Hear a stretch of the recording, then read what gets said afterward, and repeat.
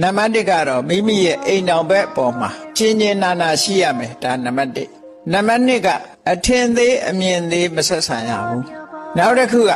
ကာမဂုဏ်နဲ့ပတ်သက်ပြီးတော့ဖောက်ပြန်ကျူးလွန်မှုမလုပ်အောင်ဒီ3ချက်ဟာအမြဲတမ်းအရေးကြီးတဲ့အချက်3ချက်ဒါကသင်္ကာလဝါဒ3ပါသားသမီးမိဘမိမိရဲ့မိသားစုအတွက်ကောင်းတယ်ဆိုတာဒီလိုကောင်းမှအကောင်းလို့ခေါ်တယ်ပေါ့တိုင်ဆိုင်မှုကိုအနှင်းရမိသားစုကိုယ့်ရဲ့အိမ်တော်ဘက်ကို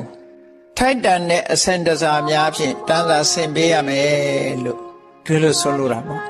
ဘုရားအိန္ဒိယနိုင်ငံမှာပွင့်တာဆိုတော့အိန္ဒိယခေတ်လူနေမှုစနစ်နဲ့အံဝင်ခွင်ကြဖြစ်အောင်မြတ်စွာဘုရားဟောတာဒီတွေပို့ပြီးတော့ကောင်းအောင်လုပ်နိုင်ရင်လည်းကောင်းအောင်လုပ်ပေါ့ဆိုလိုတာကတော့ကိုယ့်ရဲ့မိသားစုပေါ်မှာအကျဉ်းနာထားပြီးတော့လှုပ်တဲ့လှုပ်ထိုက်တာကိုဝတ္တရားမချို့ယွင်းမှုဒီလိုဆိုလိုတယ်ဟုတ်အောင်ဒီ3ချက်ဟာအမြဲတမ်းအရေးကြီးတဲ့အချက်3ချက်ဒါကသင်္ကာလဝါဒ3ပါသားသမီးမိဘ